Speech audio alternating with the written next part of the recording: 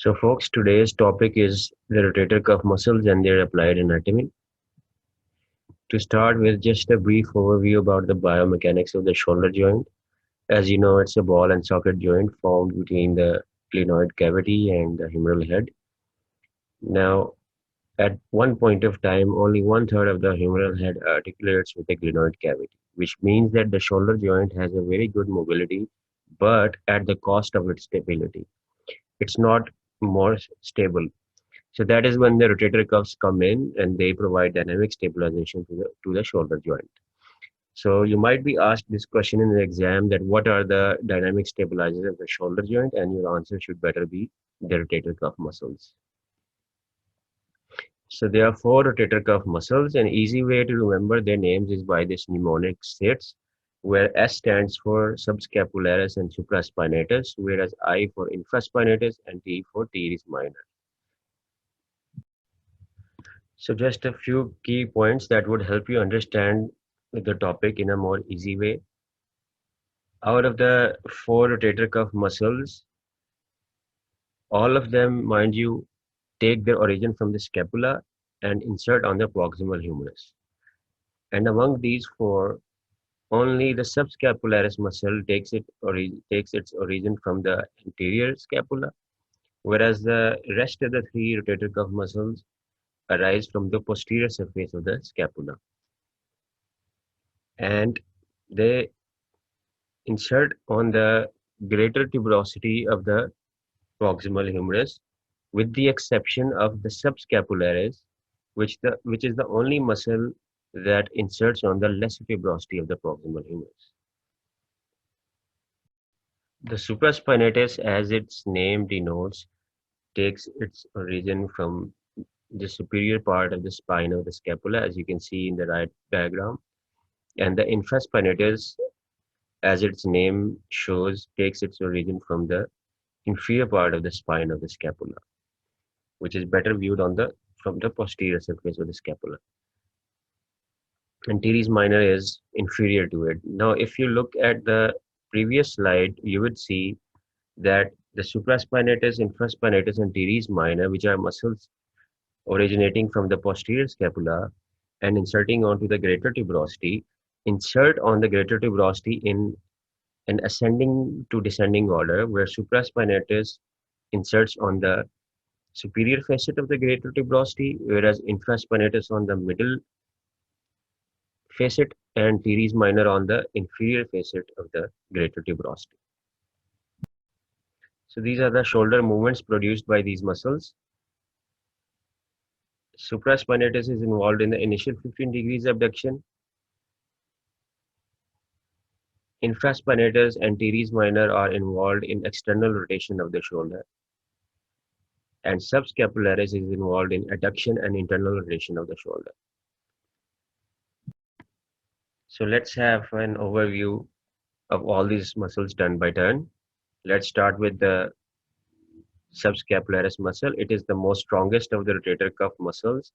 It provides 50% of the strength of the rotator cuff musculature. As I told you before, it starts from the anterior scapula, attaches onto the lesser tuberosity of the humerus, internally rotates the arm, and is supplied by the upper and lower subscapular nerves. Then comes the supraspinatus. As its name shows, it arises from the superior part of the spine.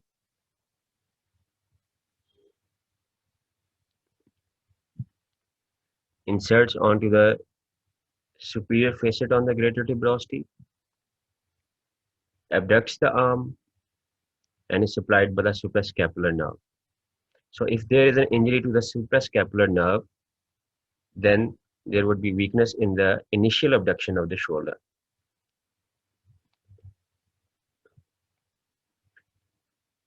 As you could see in this picture, the initial 0 to 15 degrees of abduction is started by the supraspinatus. The next 15 to 90 degrees of abduction is performed by the deltoid, and overhead abduction is performed by the trapezius muscles. So if there is an injury to the supraspinatus, only the patient would have a problem in initiating abduction, but passive abduction to 90 degrees or above it would be possible and would be unaffected. This is the superior or bird's eye view of the shoulder joint, showing the anterior and posterior parts. This is the scapula, humerus, greater tuberosity, coracoid process, acromion process, and supraspinous fossa, from which the supraspinatus muscle takes its origin. This is the posterior view of the shoulder, showing the infraspinatus muscle starting below the spine of the scapula, inserting onto the middle facet, externally rotates the arm, and is supplied by the suprascapular nerve. Then comes the teres minor muscle. It originates from the superior part of the lateral border of the scapula, inserts onto the greater tuberosity on its inferior facet, functions to externally rotate the arm, and is supplied by the axillary nerve.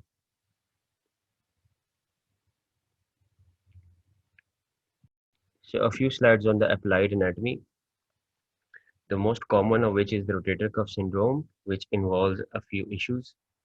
The most common of which is a complete or partial tear of the rotator cuff, and not necessarily a tear, it could be acute strain, which is most commonly seen in young athletes with repetitive overhead movements like bowling in cricket, pitching in baseball, swimming, volleyball, or professions like painting and decorating. Happens due to inflammation of the tendons of the rotator cuff, or there could be a complete or partial tear, which is most commonly seen in the supraspinatus. Why? Because of its subacromial location.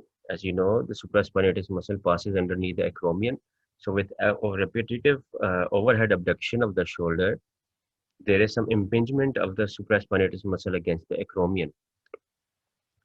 So this is an important exam question, that the tear or rupture most commonly occurs in the supraspinatus muscle.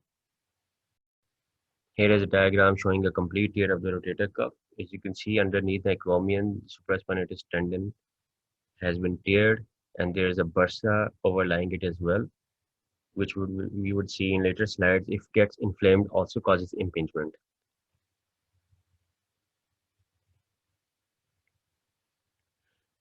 So why is supraspinatus commonly involved? Because it passes underneath the acromion, and in old age, narrowing of the subacromial space causes hypovascularity of the tendon and eventual rupture, just like a rope frays over time.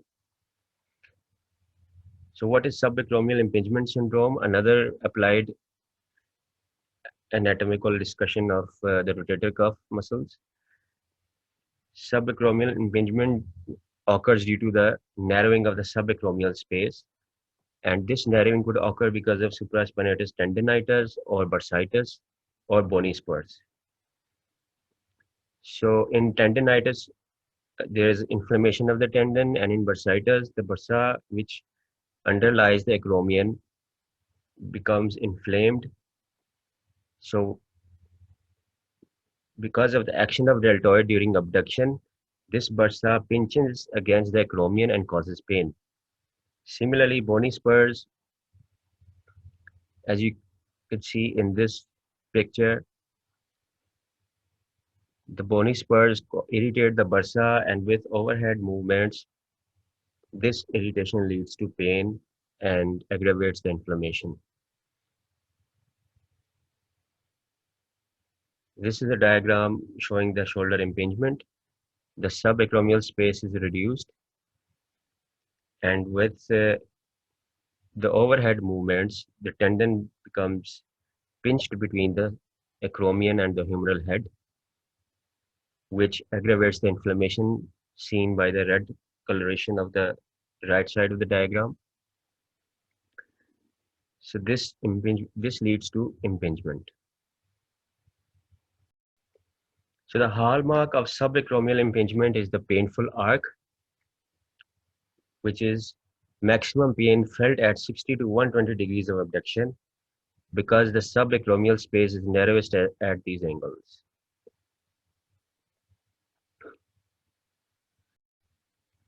So thank you very much. These were the few slides on the rotator cuff and their applied anatomy.